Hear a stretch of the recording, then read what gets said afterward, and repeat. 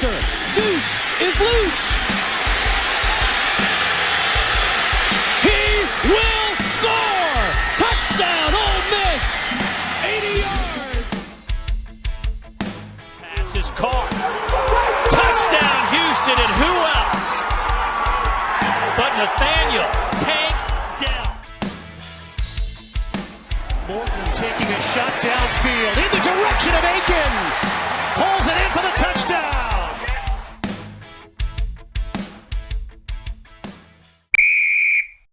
Inside the Eye Bowl, presented by the Shreveport-Bossier City Advocate, is brought to you by Origin Bank.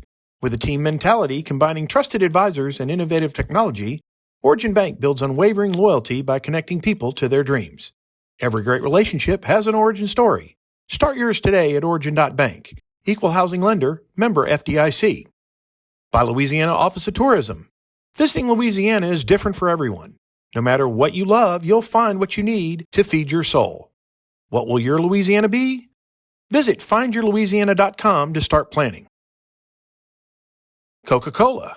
Shreveport Coca-Cola United is proud to be the longtime beverage partner of the Independence Bowl, and Powerade and Body Armor are the official sports drinks of Shreveport Coca-Cola United. Powerade, hydrate with 50% more electrolytes. Body Armor, it's more than a sports drink, it's a potassium-packed electrolytes, antioxidants, and has no artificial sweeteners, flavors, or dyes. And by the Shreveport-Bossier City Advocate. When it comes to sports in Shreveport-Bossier, the story starts and ends with Roy Lang III. Read Roy every day in the Shreveport-Bossier City Advocate, Louisiana's fastest-growing news website, only at ShreveportBossierAdvocate.com. Welcome inside the Eye Bowl podcast presented by the Shreveport-Bossier City Advocate. I'm Eric Evenson, Director of Communications for the Radiance Technologies Independence Bowl. With me, as always, Roy Lang, the sports editor for the Shreveport-Bossier City Advocate, and Art Carmody, former chairman of the Independence Bowl, Lou Groza award-winning kicker, kind of the brains of our show here. But we have a special guest with us today, Corey Hasting, who played in the Independence Bowl in 2012 for Ohio. There's a great picture of Corey leading the team out onto the field, carrying the American flag. So just a great story. We're excited to talk to Corey today. So thank you for joining us. We appreciate it, man. Yeah, of course. I'm happy to be here, guys. So thanks for having me. Yeah, absolutely. So obviously as the Independence Bowl, we wanted to just start out and talk about that experience. Roy and I and Art have talked a lot about on this podcast the meaning behind bowl games, because I think in college football, people have started calling bowl games meaningless, with the expanded playoff. But we love to tell the stories of the people that have played in this game and what it means to them. So what memories do you have from that game and your trip to Shreveport? Maybe not just the game, but that week in town. When you look back at that week, what do you think of? Yeah, I mean, for us, it was an awesome week. I mean, I've never been to Shreveport before. A lot of our team had never been there before. And for us, it was such an exciting game because I'm not sure if anybody really remembers, but we were really, really good that year. At one point in time, I think we were either 7-0 or 6-0. We were nationally ranked. And really everything went wrong the next 3 or 4 weeks. We had so many injuries, so many things piled up that I think we lost, 2 of the next 4. And I think we were rocky back and forth, all these things. And really the first time we were all healthy again was in the bowl game. And so for us leading up to the bowl week, we were all super excited because that was the first time we had our full team since we were nationally ranked. And so for us, it was like all this lead up and all of this. And obviously bowl week is always a lot of fun. Anytime you're a college kid in a new city for 7 days or whatever it is, and you're getting per diem and all of this is before NIL, So it was fun. And, that team, is obviously my senior class's kind of last game. We were a part of the most winning senior class in school history. So we had a lot that class that we were all together in that recruiting class back in 2008. That was kind of like our last time ever together. So that game actually meant a lot to us. And I think you could probably tell by the score of the game how it all kind of played out. Nice. And just for you personally, when you hear people say, "Oh, there's too many bowl games" or this and that, I mean, that was the last time you took the field. I mean, if the Independence Bowl wasn't there, there's no guarantee, where you guys would have gone, and that happens every year with all these bowls that aren't part of the the upper echelon. When you hear that, what does that mean as the guy that you just talked about how much it meant? To be honest with you, it drives me crazy. I mean, anybody who says there's too many bowl games never played college sports, or they never coached in college sports, or they've never been in an athletic program of one of those mid-tier programs. Because, in my opinion, there's no such thing as too many of anything when it's involving college athletes in one last game, right? What is the stat? I think like 2% of college athletes make it to the next level in sports. Probably NFL is even lower than that. So like you just said, that was my very last game to play ever collegiately. I was blessed to have a couple of tryouts and be in camp of NFL teams and these type of things, but I never really played in a game that mattered after that, right? And so if you start diluting college sports and that experience for those people, I mean, you're deleting a lot of memories, but also I think life lessons too. Like, we faced a lot of adversity going into that game. Obviously, I was going through what I was going through personally, which I'm sure we'll get to with my brother and everything. So, that was one kind of last moment for me to honor him. And, we still have all of those memories as a family, all those memories as friends and teammates. So if you start deleting or removing all these bowl games, you're hurting the kids, not, anything else. Yeah, I mean, that was a perfect segue into talking about Scotty, your big brother. Yeah. That was the thing that got to me before you even guys played the game. I had talked to you and I'd talked to Scotty when I had heard about this story. And for people that don't know, he was injured in Afghanistan the year before that, I believe. Is that correct? Took 10 rounds, and it was touch and go for a while. And obviously, we're going to get to his success too. But things worked out good. But in that moment, in that senior season, you had dedicated the end of the prior season to him, and then that season and that bowl game to him, and carrying that American flag. I mean, I just can't even imagine the emotions of carrying that American flag in a bowl called the Independence Bowl and what that meant for you and your family. It meant a lot. And, obviously my dad was able to come in attendance. I had a lot of friends there. And so it meant a lot to all of us. And, as you just said, my brother was shot 10 times in Afghanistan in 2011. And really, we didn't really know if he was going to make it through, right? I mean, really, that 2012 season was really his moment of like, he's okay, he's going to get through this. And now he actually was able to come to a few games in 2012, which is really special. And as you just said, I dedicated that entire season, my senior season, to him. And it was so special leading up to it because, throughout the entire season, I was able to do a lot of press and do a lot of things to kind of just get attention, not only to him, but also obviously our veterans and everything that they do for our country. And so being able to carry, like you just said, carry the American flag out on an Independence Bowl game, I think was just kind of a surreal moment and really a very important moment for our family. My mom still has that picture of me with the American flag in her house today. So that just kind of goes to show you what those memories mean to us. I mean, here we are, 12 years later, and we still talk about it as a family. I still see that picture all the time as a family. And I still have, my cleats that say for you on them that dedicate to my brother. So it means a lot. It means a lot. I want to talk a little bit about your story of, being a walk-on and, making your way into the great college football player that you were. And, like you said, having some tryouts for NFL teams. What was your thought process going into college? Where you just, hey, I'm going to go to Ohio. I'm going to walk on. I'm going to start, just to, continue to play football and, see where this goes. What was that process like? And then what was it like? We've talked to Frank Solich on this podcast as well. What was it like playing for Coach Solich, who, college football Hall of Famer and had such a great career? Yeah. So, I mean, great question. A lot to that. Definitely. For me, I was obviously a really good high school player. I was recruited throughout high school and leading up to it, but I never really felt the right college came around. And so whenever OU came to me and they offered me a preferred walk-on, for me, I saw it as an opportunity. Anybody who's ever spent like less than 5 minutes with me knows that I'm extremely competitive, if not probably the most competitive person you've ever met in your life.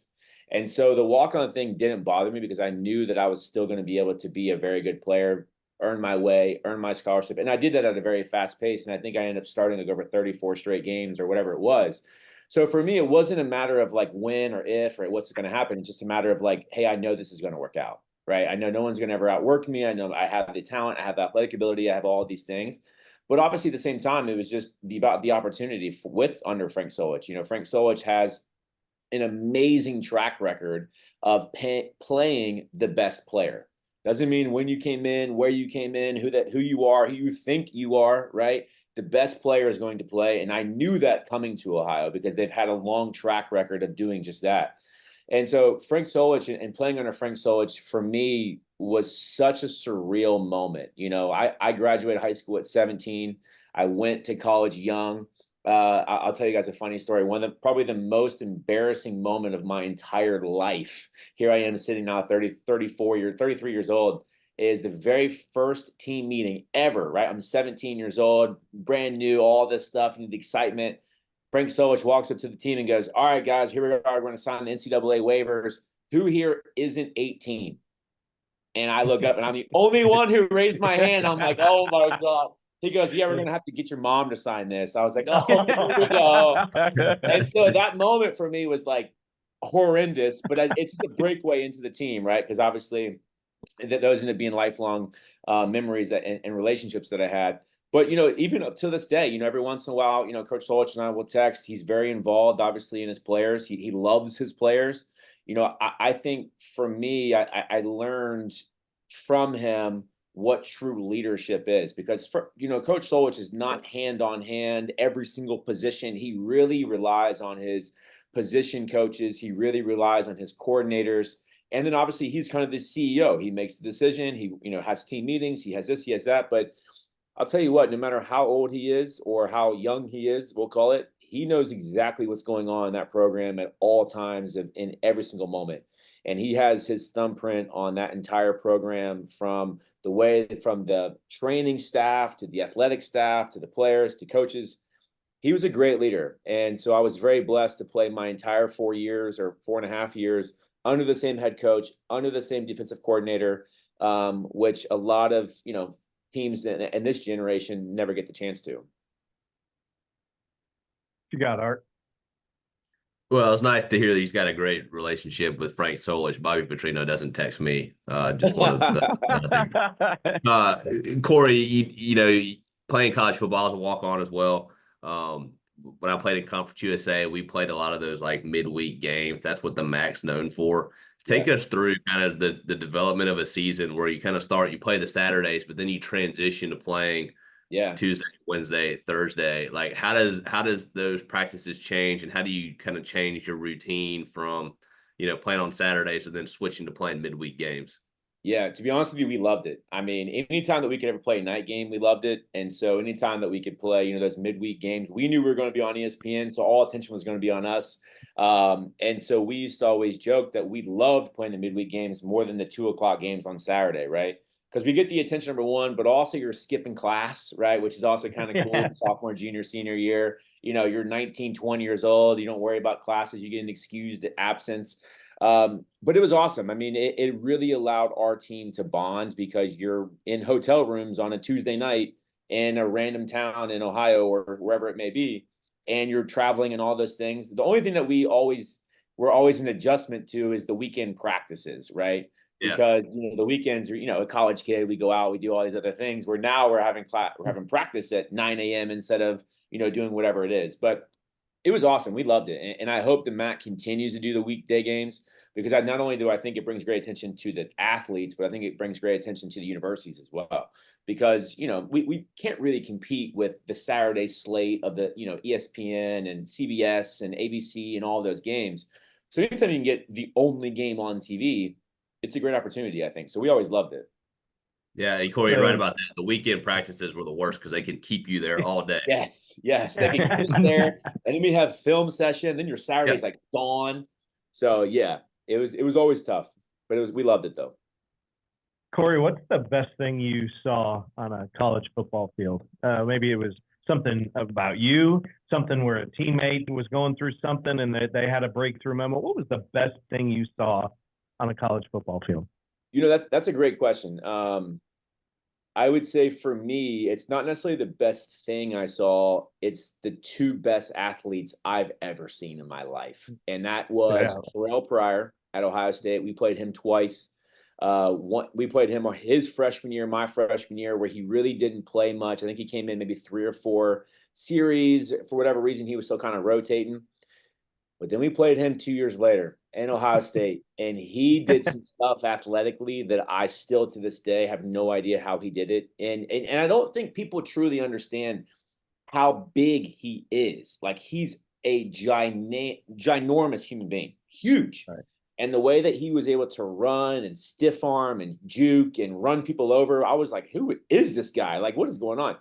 So I would say that was probably the most insane thing I ever saw was him athletically. Second, but very, very close second, was whenever Khalil Mack was at Buffalo. We played him 3 years, and he wrecked our offensive line 3 years in a row. And it was truly insane, once again, how athletic he was. And he would do some of the craziest moves. And obviously I played defense, he played defense, so I would watch his tape. And I'm like, how am I supposed to do this stuff? Like, look at this guy. Like, I mean, there was a reason why he's still in the NFL. He's been an all-pro or whatever, and he was a first-round pick. But, I think for me, the first two things that stop out in my head would be those two athletic freaks.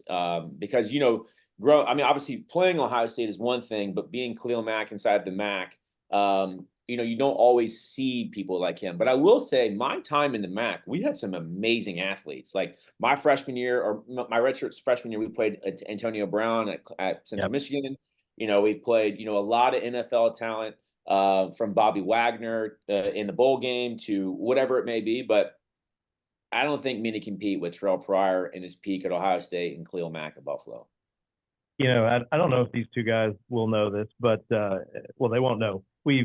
We've kept in touch fairly often since you played in the Independence Bowl. It's been cool. Yeah. But I got to tell you, and you know this because I joke about it with you, I'm disappointed in you because I thought that you were going to be the new Steve Aoki. I thought I was going to be able to go to Las Vegas, go to whatever club I wanted, and watch DJ C-Row perform.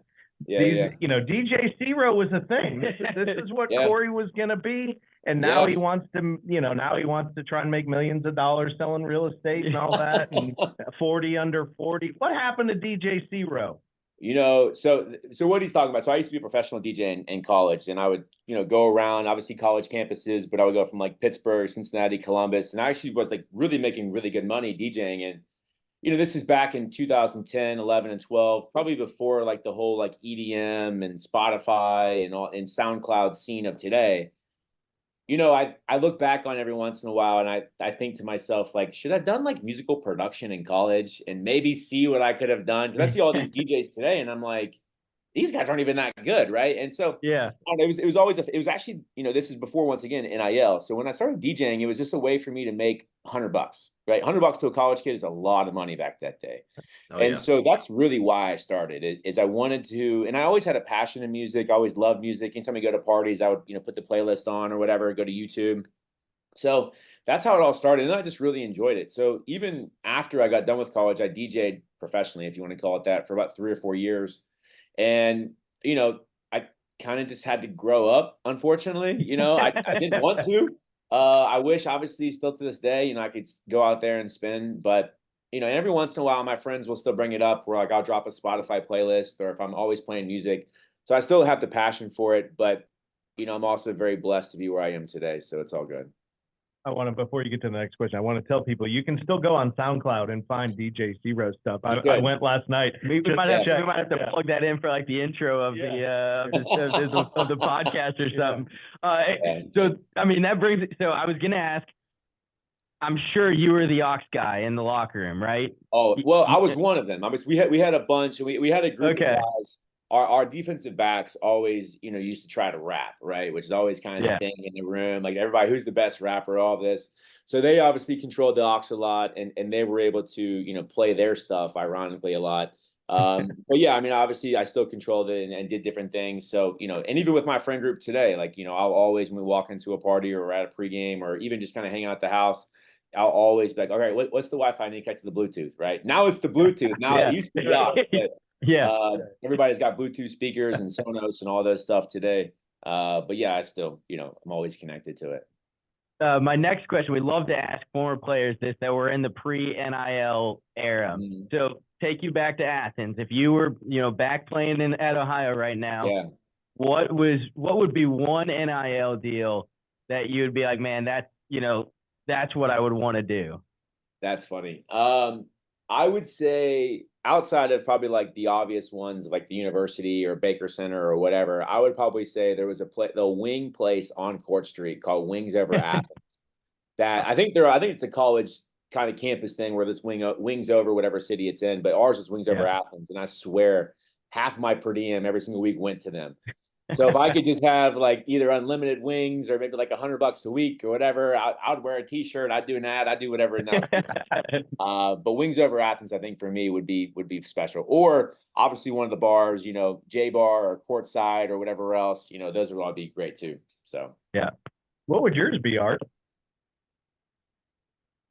I mean, you have to think like obviously Corey's a lot older. I'm a lot older now. But yeah, going back to circa 2004 to 2007 in Louisville, it would be some sort of like restaurant getting free food. Right. Like that's all it would boil down to. Yeah, that's all we need. It's free food and a couple of drinks. Yeah. We don't need the millions. We don't need the Benzes. We don't need any of those things that they're getting today. We just want a drink and wings. That's it. Yeah, because when Corey and I played, it was like they didn't provide a lot of meals for guys. Like you were on your own, like looking for food. And so if you could get a free gift card or a food deal, you'd sign up for that 100 times out of 100. Yeah. And Art would have an easier time getting a deal because he would not eat them out of the deal. So Corey, they might lose a little more money being at the end. But of course. But before we get to what you're doing now, I do, we mentioned Scotty earlier in the conversation. He ends up being the music star of the family. I mean, tell everybody about Scotty Hasting and the country music scene. Yeah, it's been insane, to be honest with you. So let me start with this. So, backtrack to COVID in 2020. He obviously is fully recovered in a way to where, if you looked at him, you would never know that he was shot. You would never know anything was going wrong. Obviously, if you took his shirt off, you would see tons of scars, tons of everything.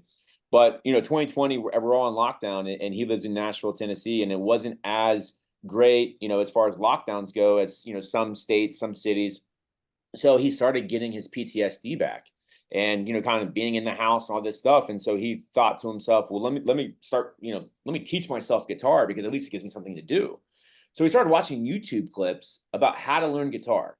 And so next thing you know, he starts playing a song, playing 2 songs, playing this, playing that.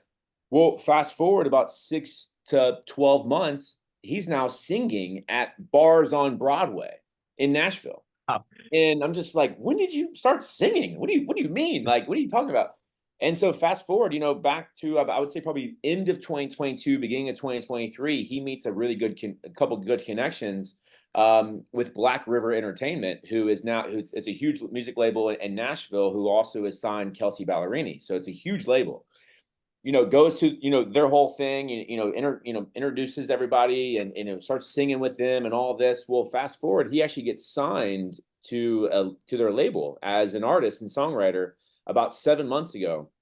And now he's, releasing EPs. He's going a little bit of a tour here and there. He was just at the Grand Ole Opry about 2 weeks ago at a part of Gary Sinise's night. And it's just insane, man. Like we look back and to think not only just 13 years ago, how different life could be for all of us, but especially him, but even fast forwarding to that, to learning guitar by yourself in a room off YouTube 4 years ago to now being the singer-songwriter he is. And within 7 months of getting signed to the label, now being on the main stage of the Grand Ole Opry, kind of like the mecca of country music, it's kind of insane. Like I told him all the time, like, your life is going to make a great Lifetime movie, like because of how everything he's been through and our family and all this stuff.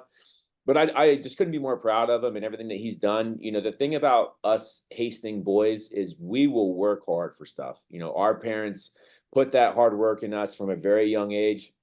And, you know, we realize that once we have a goal in mind and what we want to accomplish in life, no one's ever going to stop us from it. And I think it took him a little bit of time to figure out what his goal and what he wanted to do, obviously, just being through what he's been through. But he's now found it, and he's really good, because I'm not a country music person at all. And sometimes he'll sing and I'm like, I'll be in another room and I'll be like, is that him singing? Who is that? Like, what? That's not Scotty. That can't be Scotty. But it is. And, you know, his growth and his views, you know, vocal coach and his label and everything they do for him is awesome. So I think this next year for him is really going to be special. He's already got a couple unreleased tracks that he's already done. He's already got a couple different venues that's booked and tours and these big artists that want him to be a part of it. So it's insane, man. You know, he was on Good Morning America with Garth Brooks whenever Garth Brooks opened up his bar in Nashville. So this guy's about to be the who's who. So it's very cool. That's awesome. That's really cool. I mean, I was gonna say while you were first talking and you said it. I mean, and your family, man.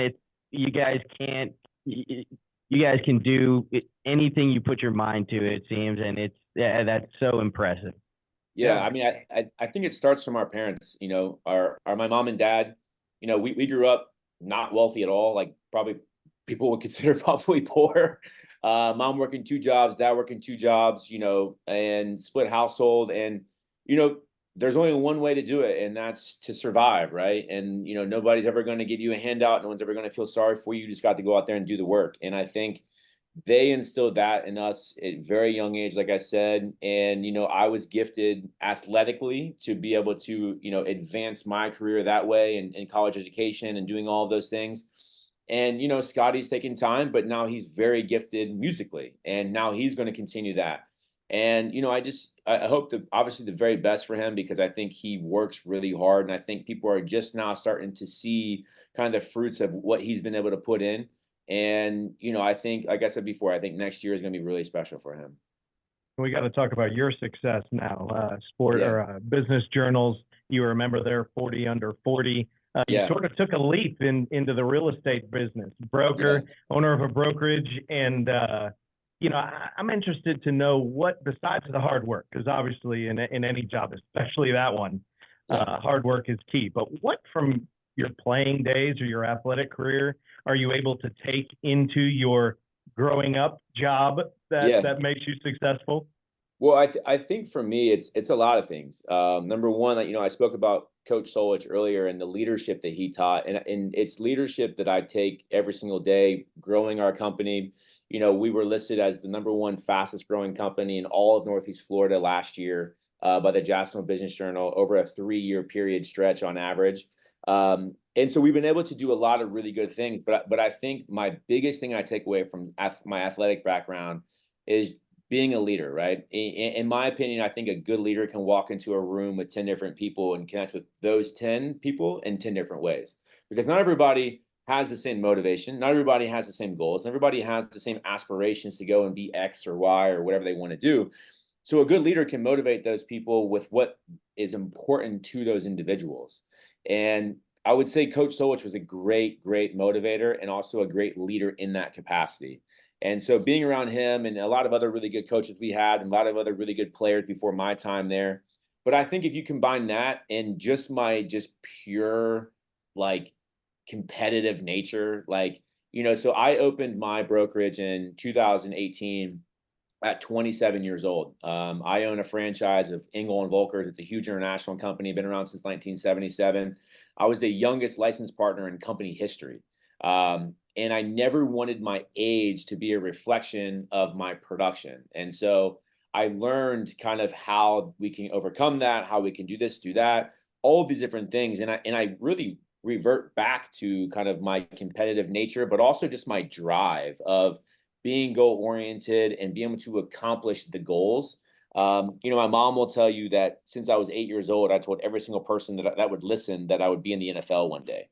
And so my entire goal from 8 years old until NFL told me I wasn't good enough, right, that was my goal and that was my sole passion. And so now as I transitioned at 27, right, it was now becoming the best business broker, or, everything that I could become, and with all the different accolades in between. So, it's been great. I've been very blessed. Here we are 6 years later, accomplishing what we've been able to accomplish, both personally, but also professionally with our brokerage, has been a true blessing. So it's been great. Well, our son is a junior in high school, and my wife had said that day that he graduates, we're headed to Florida. Now, we were looking a little more South Florida, towards South Florida, and so maybe you can point me in their direction down there, but I will be giving you a call in about 2 years when we're headed. Yeah, I can definitely connect you with somebody good, I promise. Corey, thank you so much for coming on.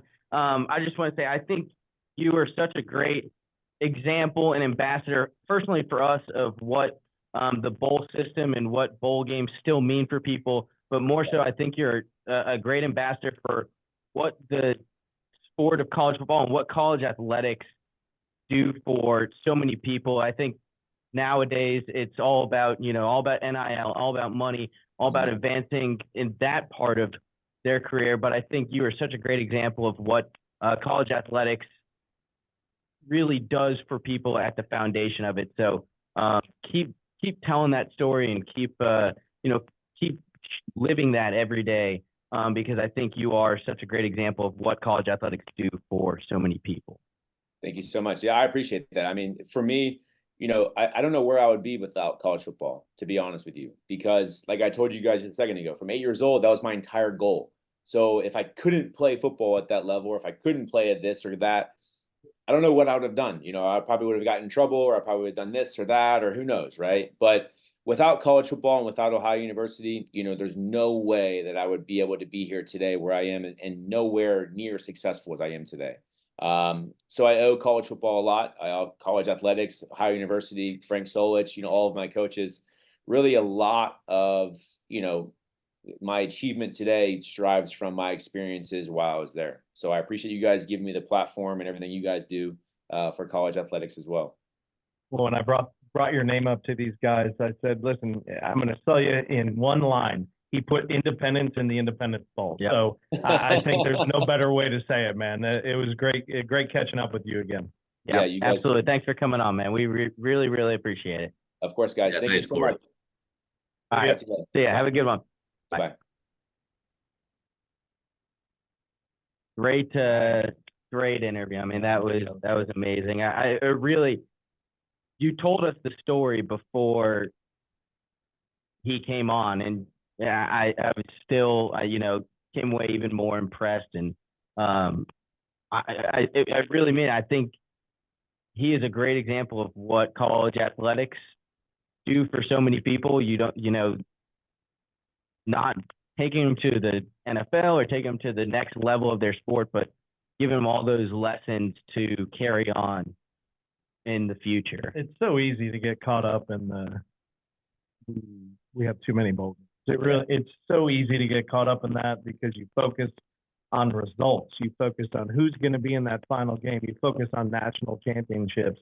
But when you cover these guys, or like Art, when you're the chairman of the bowl, when you're the media guy, and you literally run into these players and these coaches and you hear their stories, it's impossible to say that there's too many bowl games. I know. I mean, if these guys could play 30 weeks a year, they would. It's impossible in football. But we want more games. These kids want to play. I mean, you used to have to. We'd have a doubleheader in little league or high school, or you'd pull me off the field after 2 games. I wanted to play 3. I mean, too many games, Art. That's just it's hard to comprehend if you haven't sort of experienced it or been around the people. Yeah, and he covered it. The point of college football, and what I remember the most about it is you've got the guys that you grow up with, that you come into college with, that you grow up with, that you grind with for 4 or 5 years if you redshirt, and you remember the nights before the games, the times in the hotel, the traveling with your buddies, and that kind of gets lost nowadays with just how easy some of the these college programs and these college players have it with the NIL and all the bells and whistles. But and you hear his story, and you see that he took the lessons as a 17-year-old walk-on and working his way up the depth chart and being a key contributor to those really good, I remember those Ohio teams. They were very, very good. And he was right. He played against some really good players, in the MAC. And so I was looking up that 2012 year. They beat Penn State that year. Yeah, I mean they were a very good team, and to see him parlay that into his career now, I mean that's what it's all about. God, he just used the word parlay. I think my day is made. So I love it. I love when you use parlay in a sentence. You're the only one that could really give us the insight. I thought that story about signing the waiver was so funny. Take us into the team meeting room or the locker room. Well, they wouldn't have done it in the locker room. They would have done it in their team meeting room, I'm sure. How bad of a day would that have been for him? I mean, how much flack did he hear after he had to admit he wasn't 18 years old and the coach said his mama had to sign it for him? Yeah, so we had that at Louisville. Amobi Okoye, who was in my freshman year, he was 16. Had come from high school, and he'd come over from Africa, and tested above his his age level essentially, and very, very smart young man. Ended up being a first-round draft pick by the Texans in 2007. I think he was our highest. Yeah, I think he still might be the highest draft pick in Louisville football history. I think he went number 9. Eric, you can fact check me on that. But yeah, I mean that's that's day one. That's like the night before camp starts. Like you show up, nobody really knows who you are. You're the freshman because this was before everybody enrolls early. Everybody shows up early for summer ball. People are showing up kind of first time, day one, and you're basically signing your life away. This is this was the time when the NCAA controlled you, and it's just paperwork after waiver after everything. So yeah, that was probably a rough night for him, especially day one, because then everybody knows you as the 17-year-old guy that needs his mama's signature on everything. But something he probably looks back on now with a nice laugh. You off by one. Oh. Ken Cordes in 1964 was drafted 9th overall. Oh, okay. Amobi Okoye was 10th overall. Yeah, you were close. Yeah. Nothing happened before 1970. Yeah, it was the St. Louis Cardinals. Not even a team anymore. Yeah, exactly. Art, have you ever gotten a text from Bobby Petrino? No. Even not one. I've talked to him a few times, but I got a text message. I don't get the how's it going. Oh my gosh. We should try to get him on the podcast. Yeah. Yeah, I don't think so. I think he's busy. He's trying to.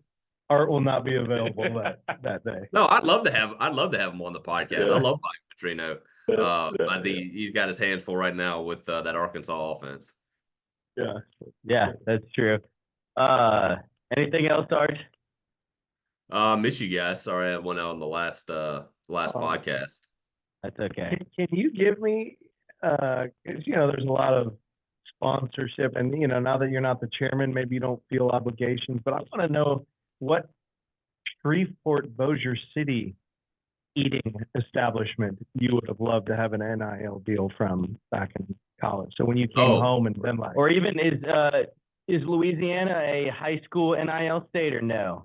Oh, they can. They can? Okay, so yeah, take you back to Loyola. Quarterback has a trading card. Yeah, what are you trying to get if you're a Loyola, stud kicker? Well, Roy, to answer your question there, too, Strawn's, and then I was thinking Strawn's. Yeah, the old Don Seafood. Oh, there you go. Okay, there you go. Nice. Yeah. You could walk from one to the other. Right, exactly. That'd be good. So real quick, so Eric, Roy basically just announced his retirement from the Eyeball podcast in 2 years, essentially. Yeah, he's going down to Florida. I don't have to be present like you. Yeah, that's true. Yeah, we can go Zoom. I think Roy was trying to do like the retirement tour. We're gonna do the Coach K retirement tour every week. We got to give him a gift. Funny story. I already did that one time when I left to go caddy full time. I had told one of the coaches in their last playoff game, he huddles everybody after the game and like, hey, this is the last football game that Roy Lang is covering, and he chose to cover us. And they did this big round of standing ovation, all this stuff. And of course, 2 years later, I was back covering, even on part-time basis that time, still caddying, but covering high school football. Yeah. So there was probably some kids on that team that were in that huddle that you went and covered again. So I was like, I don't want to be that guy that does any sort of, because you just never know when you're going to be back. Yeah. Oh, that's funny. All right, well, that's about all we got for this week on the Inside the Eyeball podcast, presented by the Shreveport-Bossier City Advocate. Might have to edit that a little bit there. All right, that wasn't a good one. Work on the ad reads, buddy. Yeah, I got to work on the ad reads well, actually, a quick announcement. Eyeball Weekly is now turning into the Inside the Eyeball radio show. So that will be starting up on August 28th on 11:30 The Tiger. So Art and I will be back. Roy is going to get involved as well in the Inside the Eyeball radio show. So it's going to be fun. So we still probably got one more podcast. We're going to do a season preview podcast before the season to get everyone ready for college football, and then we'll be into the radio show. So thank you guys for listening. Tune in, Spotify, Apple, Google, wherever you listen to your podcast. Subscribe, rate us 5 stars. I think we have 1 5-star rating, and I think it came from Art. So rate us 5 stars and continue to listen to the podcast. Thank you guys once again. Really enjoyed it. We'll see you next time. Yeah, good podcast. Exactly. We'll see you next time. See ya. Inside the Eyeball, presented by the Shreveport-Bossier City Advocate, is brought to you by Origin Bank. With a team mentality combining trusted advisors and innovative technology, Origin Bank builds unwavering loyalty by connecting people to their dreams. Every great relationship has an origin story. Start yours today at origin.bank. Equal housing lender, member FDIC. By Louisiana Office of Tourism. Visiting Louisiana is different for everyone. No matter what you love, you'll find what you need to feed your soul. What will your Louisiana be? Visit findyourlouisiana.com to start planning. Coca-Cola. Shreveport Coca-Cola United is proud to be the longtime beverage partner of the Independence Bowl, and Powerade and Body Armor are the official sports drinks of Shreveport Coca-Cola United. Powerade, hydrate with 50% more electrolytes. Body Armor, it's more than a sports drink, it's a potassium-packed electrolytes, antioxidants, and has no artificial sweeteners, flavors, or dyes. And by the Shreveport-Bossier City Advocate. When it comes to sports in Shreveport-Bossier, the story starts and ends with Roy Lang III. Read Roy every day in the Shreveport-Bossier City Advocate, Louisiana's fastest-growing news website, only at ShreveportBossierAdvocate.com. McAllister, deuce is loose. He will score. Touchdown, Ole Miss. 80 yards. Pass is caught. Touchdown, Houston, and who else but Nathaniel Tank Dell. Morton taking a shot downfield in the direction of Aiken. Pulls